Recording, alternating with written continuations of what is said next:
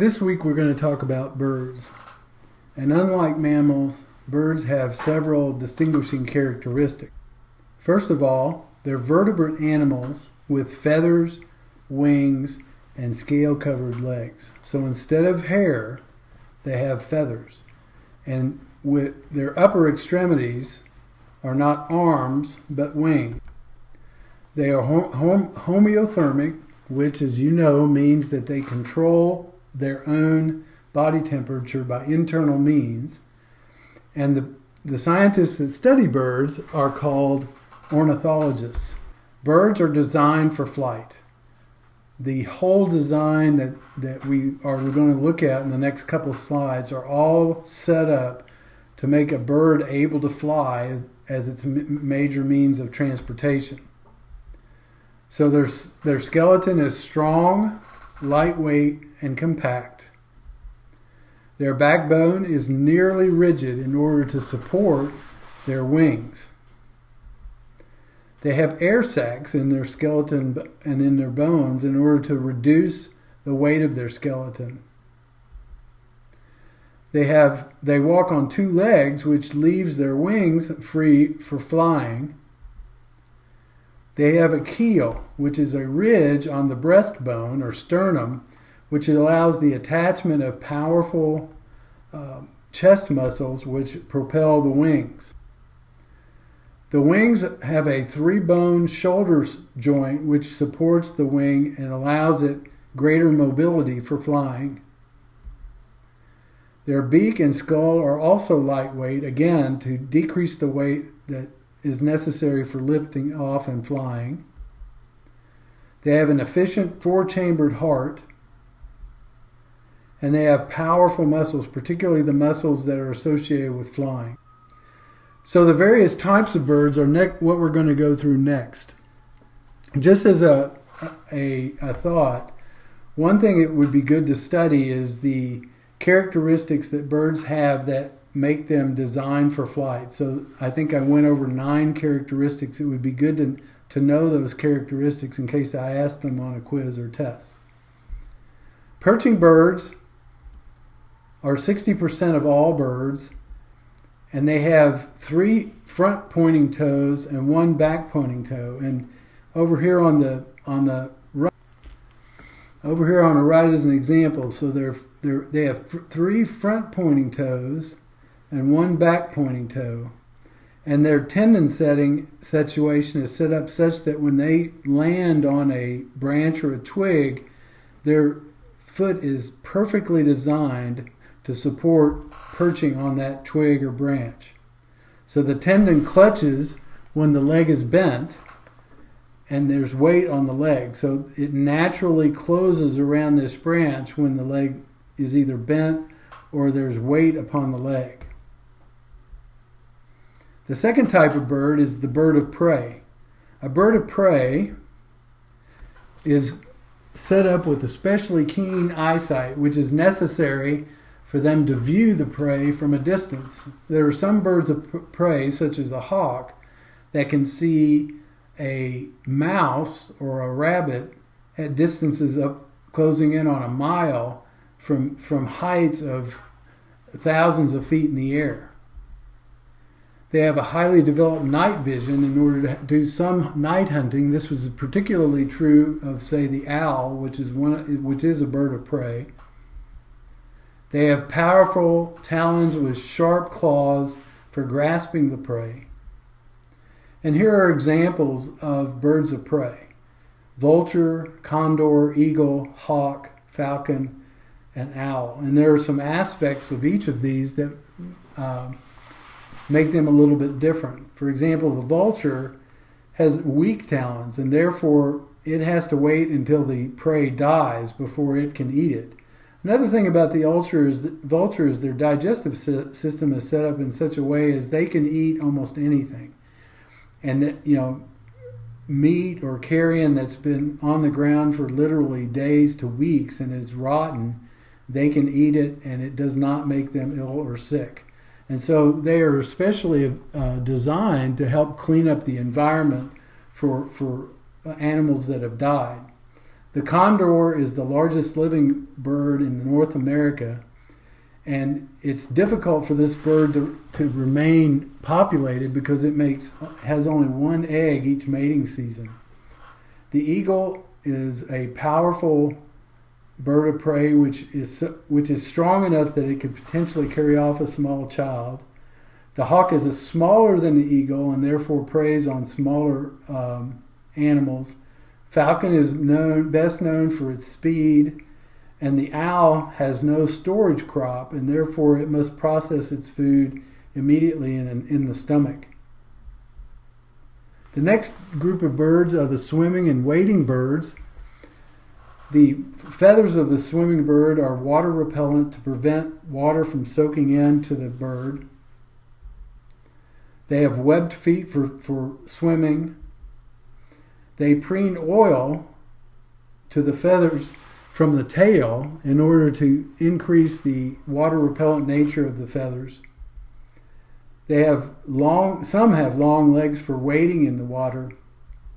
And here are some examples of different water birds: the duck, the goose, the flamingo, the stork, and the heron.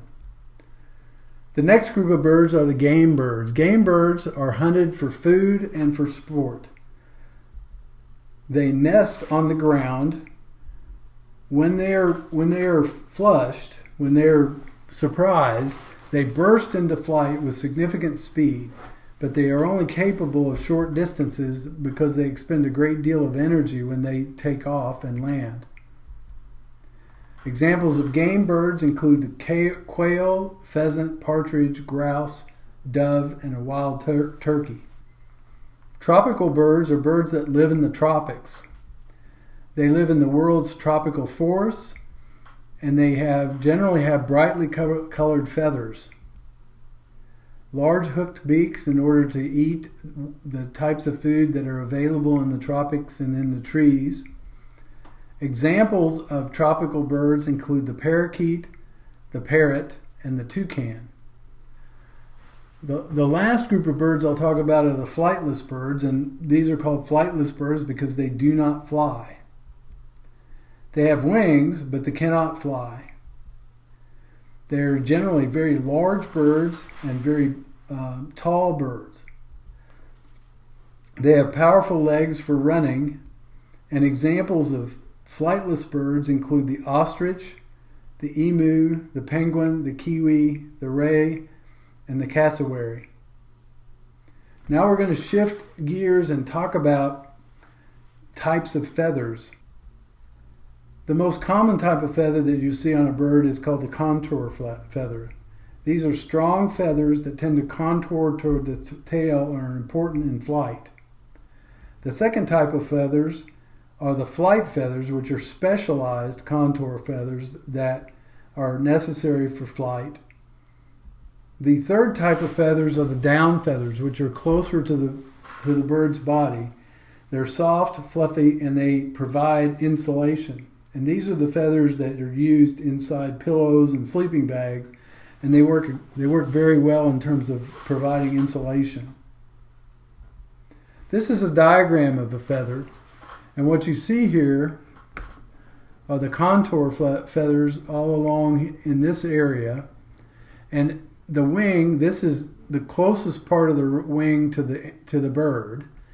The closest contour feathers are called the tertiary flight feathers. The next group of contour feathers are called the secondary flight feathers, and then out toward the end is called the primary flight feathers. And this is a close-up of a contour feather, which is in this area generally found, and then the flight feather, which is farther out on the periphery and necessary for the bird's flying. And then lastly are the down feather. Now there are multiple parts of the feather, and we will talk about each part, and then we will look at a diagram that shows you where each part is. The first part is the rachis, which is the stiff quill. When you see somebody writing with a feather pen, and you see them scratching it out, the part that's doing the scratching and that's in the person's hand is the rachis of the feather. Now off of the rachis comes the filamentous projections called the barbs. And the barbs are what catches the air and allows the bird to fly. The flat aspect of the feather is called the vane, and the vane comes off the quill with the barbs. Barbules are what holds the barbs together, and again I'll show you how this works in a diagram. The alula is the leading edge of the wing and consists of 3 feathers. And then the tail of the bird serves as a rudder as well as an elevator, so it can allow for the bird to turn right or left, as well as allowing the bird to move up or down. And the feather has nerve endings, and the feathers in that respect act as sensory receptors for the bird. So here's a picture, and what you have first is this is the rachis, which is the long sort of hard, stiff part of the feather, and then off the stiff part of the feather, and this is the rachis here. If you can see my pointer, and then off of the rachis comes the vane of the feather, and the vane is made up of the barbs, which come out perpendicular to the rachis, and then the barbules are these little attachments that pull the barbs together. So if you get a feather in your hand and if you try to pull it apart, you'll notice an initial resistance to pulling those barbs apart, and that resistance is caused by the barbule with these hooks. And so this is generally how the feathers are put together. Now in flight, the bird experiences several different kinds of flight. The first kind of flight is called a powered flight. This is what you're seeing when you see the bird flapping its wings vigorously and taking off, say from a branch or from the ground. So there's a lot of flapping, and this leads to lift and forward thrust.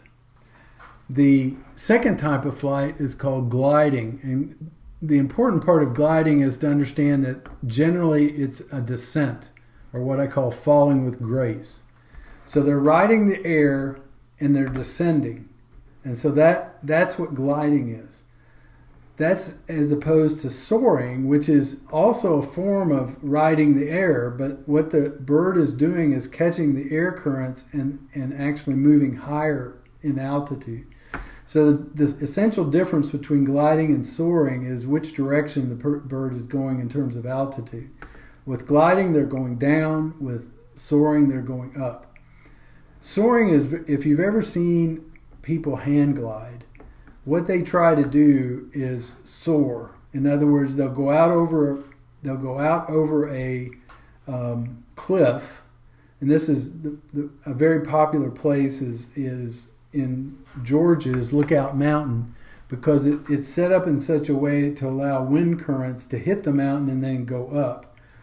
And the glider, the person on the glider will try to catch that air current moving up, and they'll go back and forth, and they get higher and higher and higher on that air current. And this is exactly what the birds do when they soar. And then lastly, there are special flights, which are complex wing movements. An example of this is the wing movements of a hummingbird.